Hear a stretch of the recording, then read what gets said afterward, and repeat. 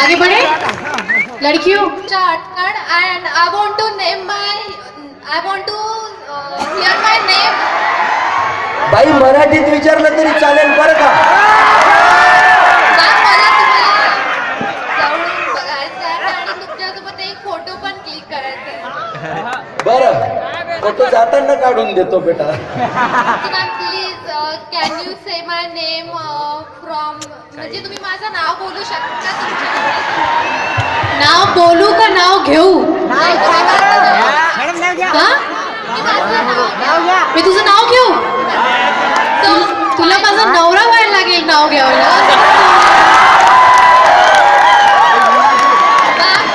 मला माझं नाव तुमच्या तोंडातून ऐकायचं आहे. आईला काय नाव आहे तुझं? अश्लेषा आडसड. बर. Hi Ashlesha. I love you. जाताना सेल्फी प्रॉमिस. मला पण तुमच्यासोबत डान्स करायचा आहे. अरे प्राइज डिस्ट्रीब्युशन झाल्यावर कर ना मा. सगळे जण आता स्टेजवर नाचून घ्याल तर नंतर जाताना काय शिल्लक राहील?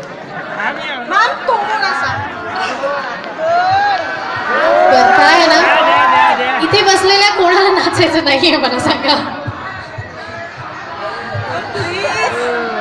वीणा काय करतेस रवीना? मॅडम आमच्या कॉलेजमधली सगळ्यात चांगली मुलगी सगळ्यात चांगला डान्स परफॉर्म करते. फक्त हिला आपण नंतर संधी देऊया एक 5-10 मिनिटाच्या नंतर. पण 4 वर्षापासून आणि तिची लावणीमध्ये मास्टरी आहे. अरे वा. Thank you so much Raveena promise पक्का.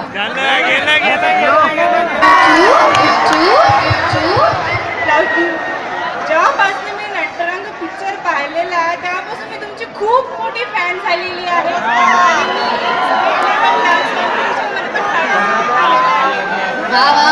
तुमच्या इन्स्पिरेशनमुळे. Thank you so much. Your name? Sonal Borode. Sonal. अरे सोनल, सोनापासून सुरू होणाऱ्या सगळ्या मुली सुंदर आणि talented असतात. Thank you so much Sonal. I am so glad. आणि मला तुमचा फक्त आशीर्वाद हवाय. असंच मला लावणी परफॉर्म करता आली पाहिजे आणि एक दिवस मी स्टेजवर तुमच्या सोबतच लावणी करून दाखवेन. बेटा जीते रहो, जीते रहो. पण आशीर्वाद देण्यात पण मी काय मोठी नाहीये. माझ्यासाठी खूप मोठं आहे मॅम. माय गॉड. घाबरवू नकोस ग मला. माझं अजून लग्न पण व्हायचंय. उगाच मी खूप मोठी असं मला वाटतंय. I love you too, Sonal. God bless you. May God give you all the happiness and success that you want. May all your dreams come true. But आशीर्वाद नको ग. Friend request पाठव. Let's be friends. Okay, thank you so much, ma'am. All the best. Thank you. Thank you. चलिए last question. पहिल्यांदा मी मनापासून सगळ्या college student कडून तुम्हाला धन्यवाद देतो की आपण इथे आल्या. आता माझं नाव शुभम आजबले आणि माझा प्रश्न आहे. हाय शुभम. Hello ma'am. बोला. झाला आता कशाला प्रश्न विचारायला लागते? मॅडम तुम्ही इकडे ऍक्टिंगची फील्ड आहे मराठी. हां. इकडे तुमचा टर्निंग पॉइंट म्हणजे इकडे कशा काय वळल्या? अरे हे म्हणजे असं झालं की अमरावतीला जाता जाता यवतमाळला कशा काय वळल्या?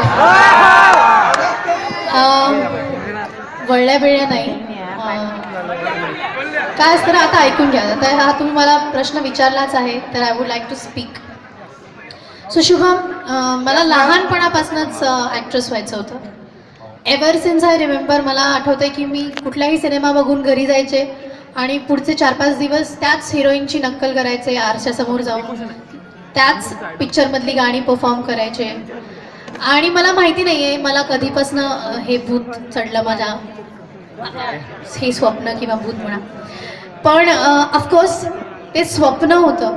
पण ते पूर्ण होईल का, मी एक क्षेत्रात येईन का, याची काहीच खात्री नव्हती, माहिती नव्हती. माझ्या फॅमिलीतनं कुणीही या फील्डमध्ये नाही आहे. माझे बाबा आर्मीमध्ये होते. मगाशी अनिकेतनी सांगितलं 32 वर्ष ते आर्मीमध्ये होते. आता ते रिटायर झाले आहेत. माझी आई सुद्धा आर्मीमध्ये होती, पण ती सिव्हिलियन होती. सो माझी संपूर्ण फॅमिली ही कम्प्लिटली सिव्हिल सर्व्हिसेसमध्ये, गव्हर्मेंट सर्व्हिसेसमध्ये आहे. त्यामुळे ॲक्टिंग मी करू शकीन असा मी कधीच विचार केला नव्हता. पण 10वी नंतर मी खूप ब्राईट स्टुडंट होते बरं का. मला 10वीत 88% पडले होते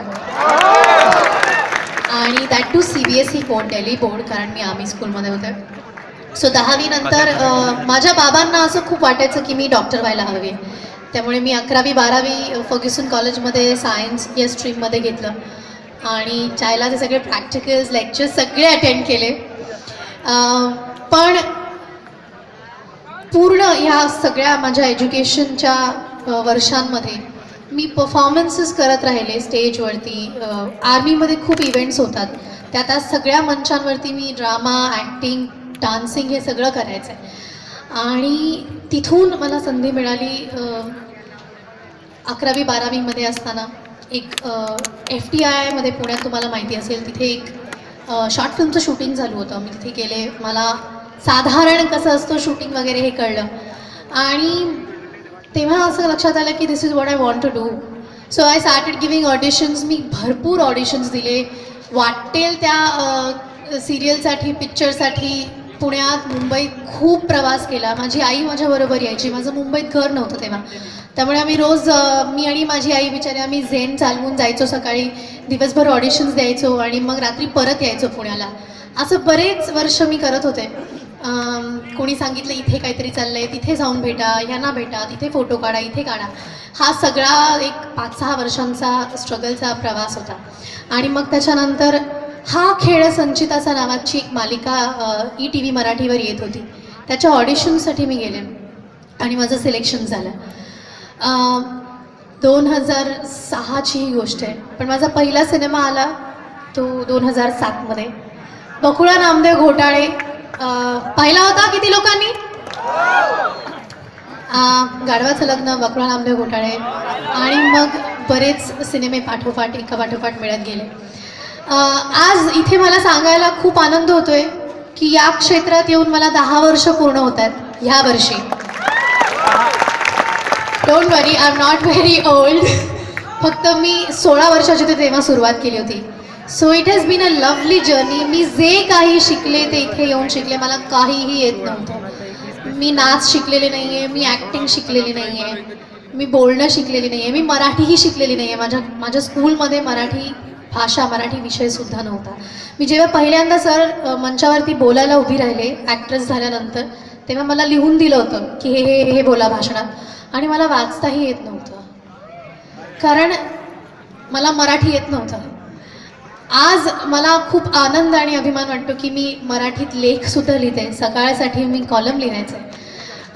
हे सगळं मला ह्या क्षेत्रात येऊन मिळालं आहे. शिकली आहे मी सगळ्यांकडनं, ज्या लोकांबरोबर काम केलं. So it's not been easy. Natarang माझा 5वा का 6वा सिनेमा आहे. त्याच्या आधी 2-3 वर्ष मी काम वेगवेगळ्या सिनेमांमधनं केलेली आहेत. नटरंग आला आणि एका रात्रीत मी स्टार झाले, पण एका रात्रीत काहीही होत नसतं. त्याच्या आधी बरीच वर्ष, बरीच रात्र स्ट्रगल केलेला असतो. तो कुठेतरी जाऊन जेव्हा लोकांसमोर येतो तेव्हा लोकांना वाटतं की अरे यार, ही कोण आहे नवीन मुलगी, अचानक आली आणि स्टार झाली. पण nothing comes easy. You have to pay a price, you have to do a lot of struggle, you have to prove your metal. त्यात सगळ्यात मोठा माझ्यासाठी जो स्ट्रगलचा भाग होता, चॅलेंज होता, तो असा होता की जेव्हा मी सुरुवात केली तेव्हा ऑलरेडी सोनाली कुलकर्णी नावाची एक खूप मोठी अभिनेत्री होती आणि मी ठरवलं की मी माझं नाव बदलणार नाही, कारण नाव कामाने होतं, नावाने होत नसतं. Thank you so much.